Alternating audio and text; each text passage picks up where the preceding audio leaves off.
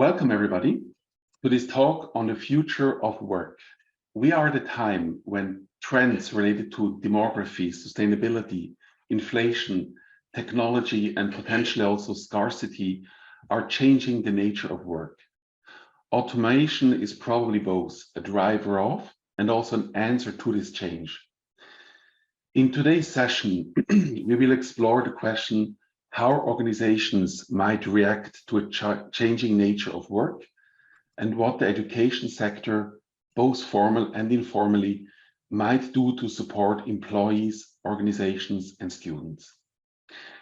With us today are two esteemed guests. We have Ean Evans, who is a partner at Ernst & Young, leading the intelligent automations practice. And we have with us Mallika Govindan, Global Head of Learning Services at Roboyo in London. I hope I pronounced the names correctly. My name is Matthias Müller. I work as an automation advisor at UiPath and also teach a course on robotic process automation at the University of St.Gallen in Switzerland. I'll be moderating today's discussion. Mallika, before we start the discussion, could you please give us a little background on how you came into automation and what it is that you do in this rapidly evolving space? Sure. Thank you for the introduction, Matthias. So I've been in the field of learning and development for the past 10 years, focused primarily on digital education, professional development, and specifically the future of work, the technologies, the skill sets, and the learning that's associated with creating automation opportunities. At Roboyo, my role is Head of Learning Services, and I'm responsible for designing and delivering client-facing learning programs around automation, as well as upskilling our internal team on automation and automation-related skills. So it looks like what you're doing is at the heart of the intersection between learning, automation. That's excellent to have you on the call here. Ian, how about yourself? How did you get into automation, and what is it that you're doing in these days? Thank you very much, Matthias. It's lovely to be here. I got into automation in the early 2000s, working with organizations to improve their processes end to end across the organizations. As that went on, working with companies around the world, I saw this trend of low code, no code automation tools coming in, really challenging the paradigms and some of the, I guess, the delivery cycles of improvement and automation.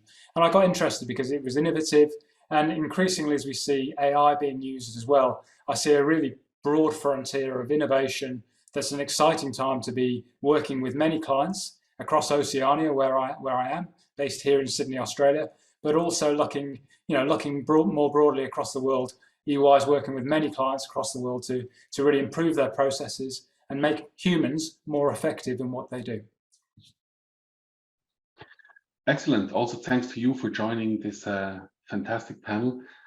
Now, if we're talking about the future of work and the changing future of work, what are your perspectives on what is that? How is work changing? And then we can maybe later move the discussion to, well, if things are changing, what are the skills that we need to provide people with? And how do we implement this in the formal and non-formal education system? But let's first focus on the starting point. Mallika, what is your thought on this? What's changing in the future? Sure. So when we look at future of work, so I don't think this is a new term. This is something that's been about for a while. But what's different and what we think is happening in the marketplace is that the skills and competencies you need to drive future of work for your business is changing. And actually the intersection between the technical skills and the leadership and some of those soft skills is not so distinct anymore. If you look at the 2020 Future of Job Survey report that was published by the World Economic Forum, it does show that all industries are going to be impacted by the acceleration of automation and other emerging technologies. There's a real growth in demand for roles such as robotics engineers and process automation specialists. And those roles are, if you just think about them in isolation, they seem quite siloed. So robotics engineers, you have to be technical. process automation specialists, you need to really understand process and business. In fact, that line is blurring a little bit. So you do need a combination of business, technical and functional skills to be successful in each of those roles. And the clients I've been speaking to are asking what changes they need to make to their workforce to take advantage of those opportunities, and how more business related roles can be involved in driving automation. And through that, trends such as citizen development and those types of roles are really coming to the fore. How do you see this, Ian? Do you have is your picture of the world, how it is evolving, congruent to Alina's? Sorry. Yeah. Sorry. Yeah. Is your picture of the world congruent with Malina's, or do you see something completely different? I think it's largely congruent. You know, we've seen the world of work ever evolving and ever changing, and I think change is a constant. I think through COVID in many countries around the world, we've seen quite an acceleration in digitization and new ways of working. So I think it's fair to say that we expect that trend to continue. I think one of the reports we did over the last couple of years, which is really about stop talking about the future of work, has a relevance here. We actually found that many organisations in Australia and New Zealand weren't really starting to take the action they needed to get ahead in terms of thinking about the new learning paradigms, the new skills, and we're talking about this thing, the future of work. So I think it's very, very important to not just talk about it, think about it, but actually put into play practical responses to make sure you have the right workforce in place, you support them to grow in their roles, and that ultimately you build a better career for them, and you build the talent pool for your organisation, and you have a great impact on society. So I think the future of work is a really important topic, and there is a need to take action. Now, what's interesting is you both focused on the importance of new competencies, new skills. But let's be a bit more specific. What is it exactly? What is it specifically that you think people should focus on, or that companies will focus on the future when hiring? Ian, maybe if you want to continue. Yeah, look, sure, thank you. I think there's a few things. I think some of the traditional skills that we hire for will continue to be there. Things like problem solving, inquisitiveness, the ability to influence, the ability to communicate effectively. They are absolute givens and important in almost whatever role you do. I do think the nature of technical skills is changing, and the ability to augment, I guess, your learning through a university or through a school system with additional capabilities is unsurpassed now with the wide range of courses available. So we are seeing, you know, I spoke to a chief financial officer of a major global organization a couple of weeks ago, and he really talked about the trend of how his finance team, he was looking to hire a lot of data analysts and people who had skills in technologies that enabled visualization of data. So, you know, a few years ago, that would have been, can I hire another accountant or a management accountant? So I think there are some real skill changes coming through. And I think for students going through school and university these days, I think some of the things that are coming through in terms of coding right through from primary school or K to 12, but going right through universities, you know, I think is important. But remembering that we are humans, and that humanities, as well as some of the STEM subjects, also have their place. Mallika, how about yourself? How do you see the balance between technical skills and soft skills? What are the specific things you're looking for when you're hiring at Roboyo? Sure. So at Roboyo, we've developed career levels that set out the required skills for every role. The skills you need to develop through your project work as you become more mature in your time with the company, how you should work with your clients, and a set of performance KPIs. So for every role, we have that defined. And this provides all our employees with a competency framework, which is almost like the Bible of training, right? So you need your competency framework to help guide how you should put your learning together and deliver it. And we can assess whether an individual that's joining Roboyo or those that are already within the organization looking to progress, we can assess whether they're the right fit for promotion or for joining. So whether you join as an engineer or a consultant, we look for knowledge of automation technology in the first instance. So you've got to have that core expertise. But equally important are demonstrable soft skills, and Ian mentioned analytical skills, really important, as is critical thinking and problem solving, especially as you're tackling automation projects as they become more complex and span the enterprise. Skills such as project or program management, requirements management, scope management are all the core skills. They're not any different to any of the other technology skills you need, but they are they need to be looked for over and above your automation technology expertise. And you can't actually underestimate how critical communication skills are either. Being able to escalate issues, manage your stakeholders, lead a project and your team members. And this combination of technical, functional and professional skills are really important as you build your career. And I was just saying earlier, there's that the future of work is not just about the technical skills, is actually how you apply those soft skills to enable you to take more advantage of the technological advancements. So maybe if you can continue this and focus now a bit from Roboyo to your client organizations, whom you advise on how to build these learning programs.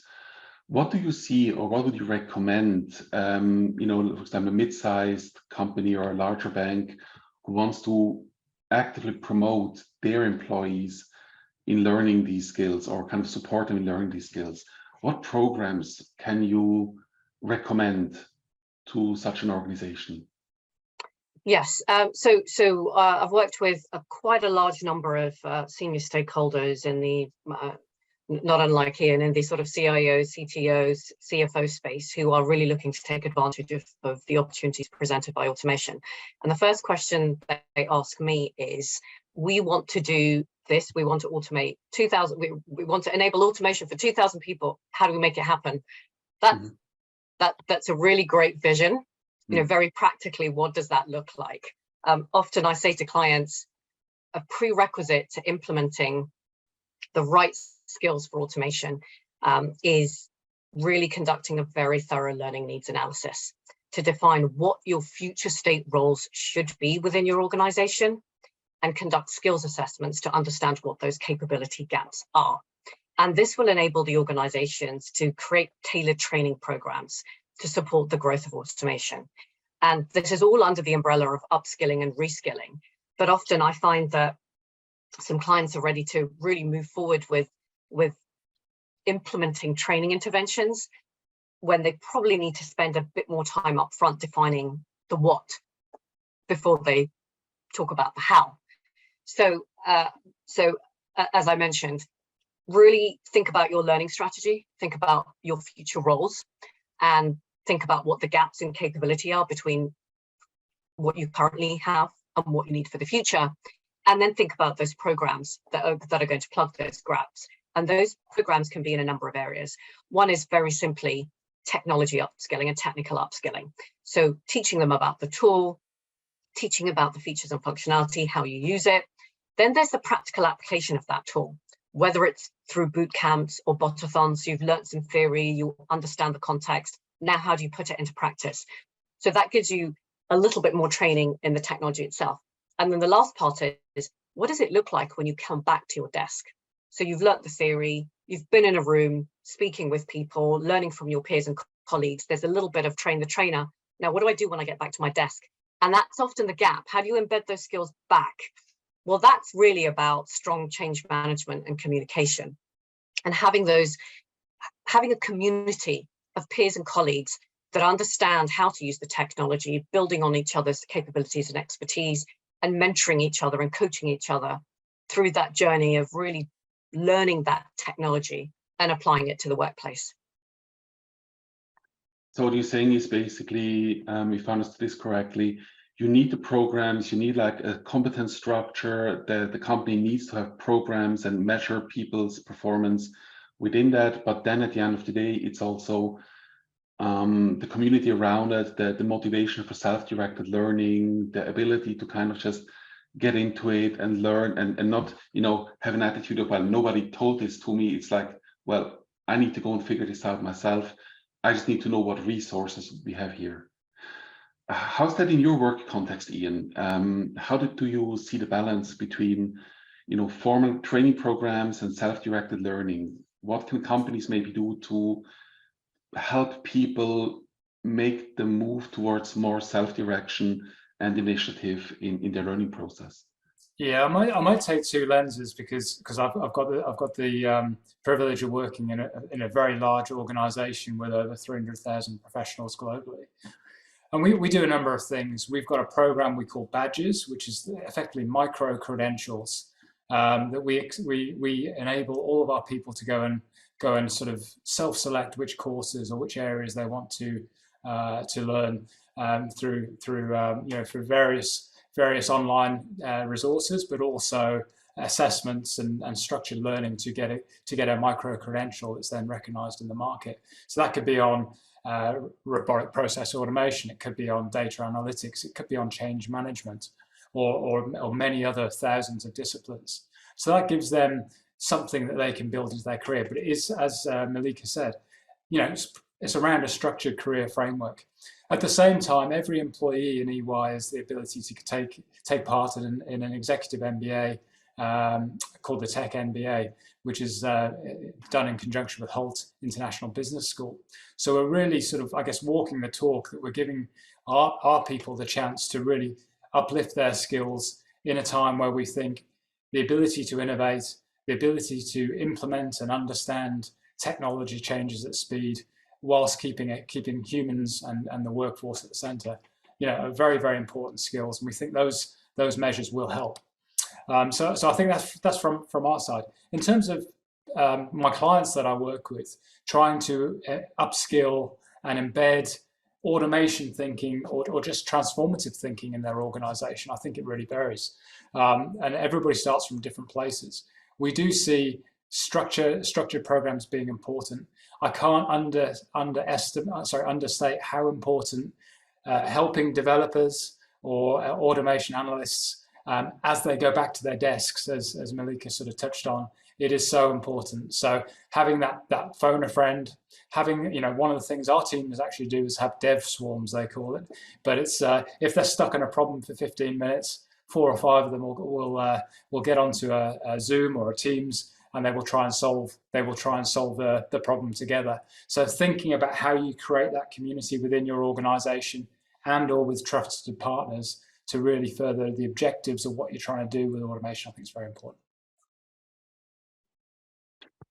And so if you look a bit more specifically, what learning resources do people use, or what support resources? A former colleague of mine once said the most important skill as a developer is to be able to Google stuff. But of course, very often you need a lot of contextual knowledge to find the right solution and to understand it. But are you using things like, the UiPath Academy, other online learning platforms as part of your curriculum building? Absolutely, I'll take that one. So absolutely, we have alliances with many technology vendors, including UiPath, and very proud to say we use UiPath extensively within our organization, as well as working with clients to support UiPath installations and expansions. So we use UiPath Academy. We use many of your training resources. We call on some of your professional services teams when we need to, and we also do that for many other alliances. But we also go back to fundamental skills, so agile project management training, DevOps and other things, business analyst skills, making sure we have that blend. So we take the best of the academies, like the UiPath Academy, but we also augment it with things we think that are important, the mix of ingredients to really enable adoption, change management, and really scaling of automation as part of structured process improvement initiatives for clients. And Matthias, just to echo what Ian said, from a Roboyo perspective, absolutely, we do encourage our own employees to use the UiPath online academy when they are onboarded. That's what they use before they start a project, when they join our organization. And similarly with clients, it's very often the first set of training they should be taking before we do any live training or in-person training or deeper technology programs. That's definitely a prerequisite. I also think, just to build on what Ian said, that there are content libraries, technical content libraries that exist out there. I'm sure we all know who they are, but just a shout out for that, because I think that's a really important way to complement what's already provided by the company you work for or any of your technology partners or alliances. And those content libraries can go a bit deeper, and you can do it in your own time.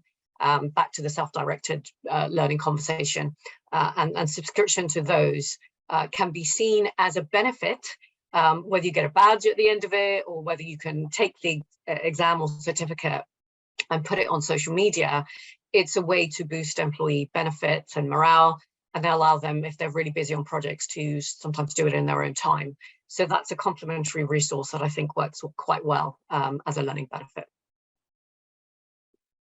Excellent. Yeah, that also kind of mirrors a bit my experience starting at UiPath. We also, when we onboard people, the first thing you do is you do the academy. It's just, and then once you build this solid foundation, that's when you then do, you get coaching and you do first projects with supervision and a team supporting you. So if you maybe shift now with the perspective, we've been now focusing on what should companies do, what do companies do.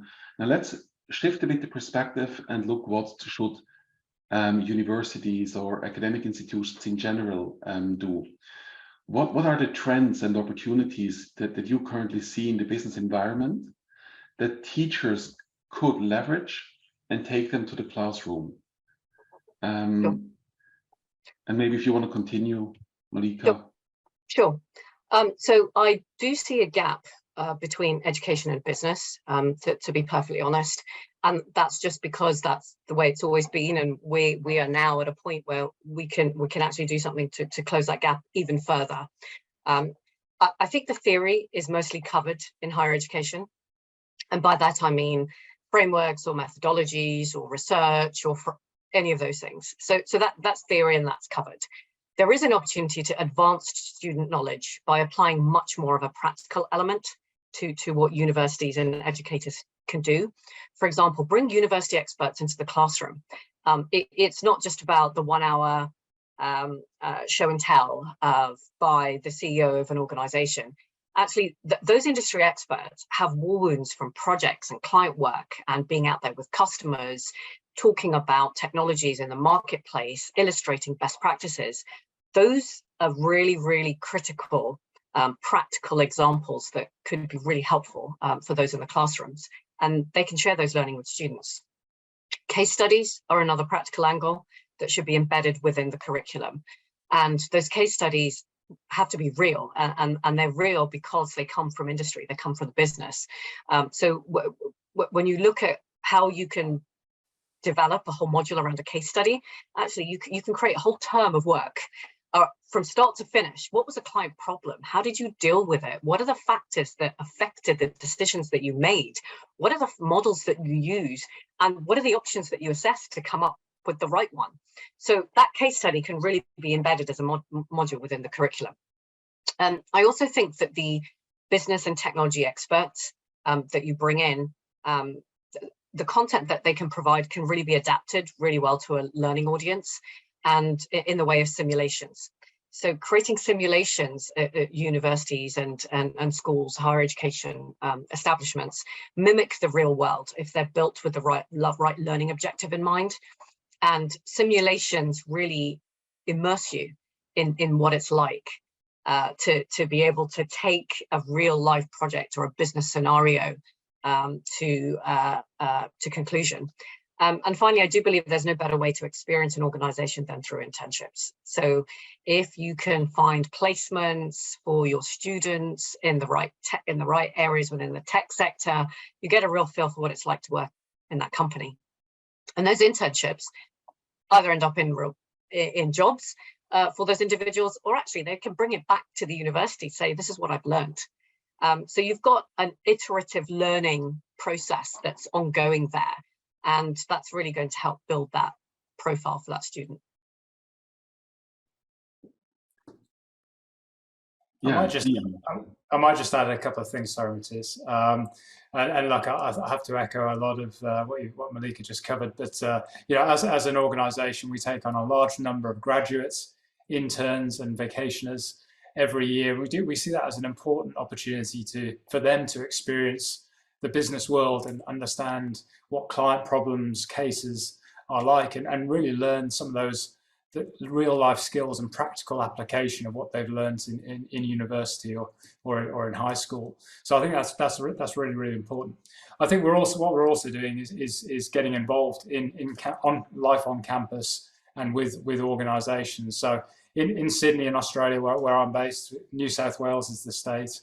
We've done a couple of things. So we basically work with cross-disciplinary teams to do capstone projects for students as they're going through their final year of university, with the University of Sydney, for example. So we're supporting that, trying to bring some of that real life experience and challenge to the students in the university.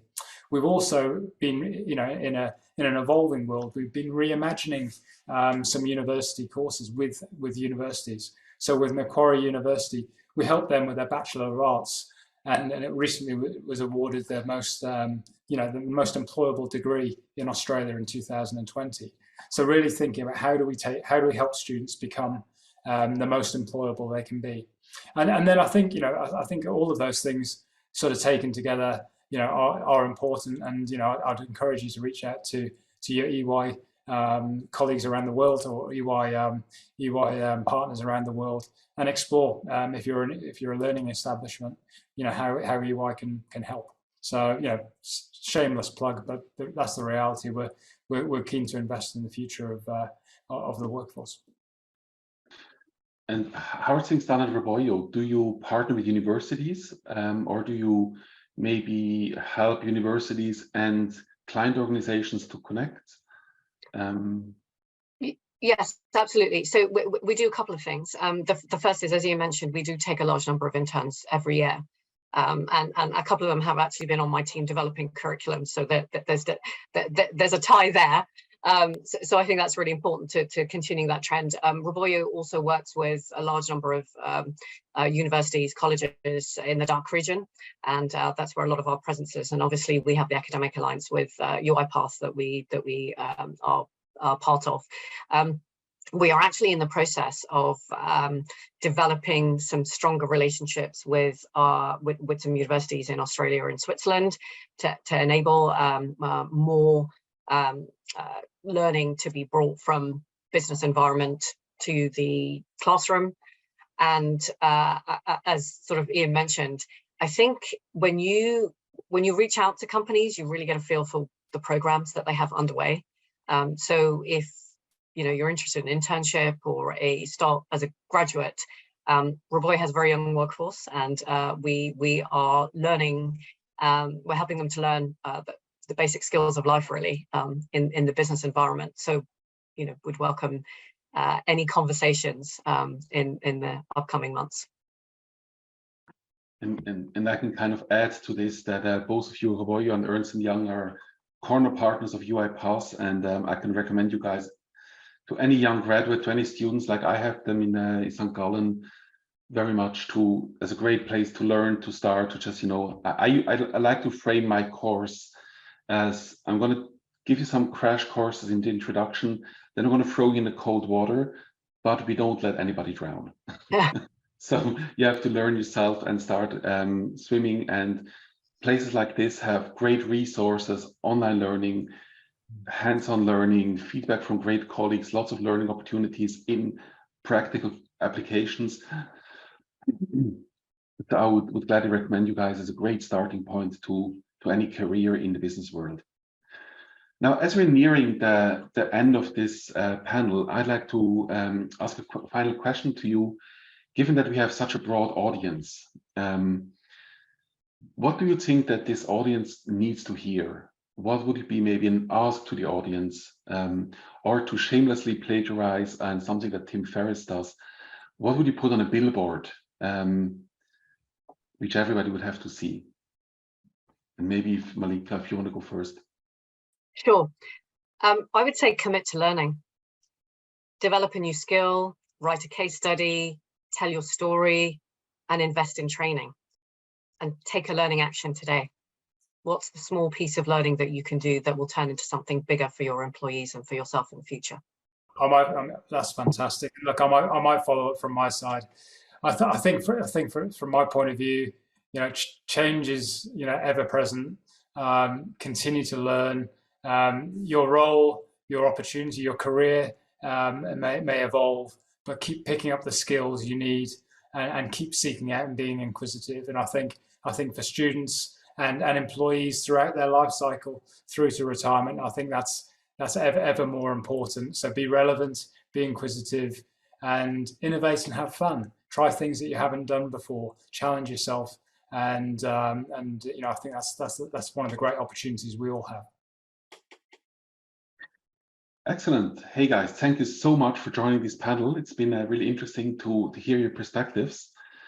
And also thank you to the audience for listening in. I think we're all open to follow up any next questions, and we would love to hear from the audience. And that's it from us. Thanks very much. Stay safe. Have fun at the Education Summit, and you always meet twice in life. Take care.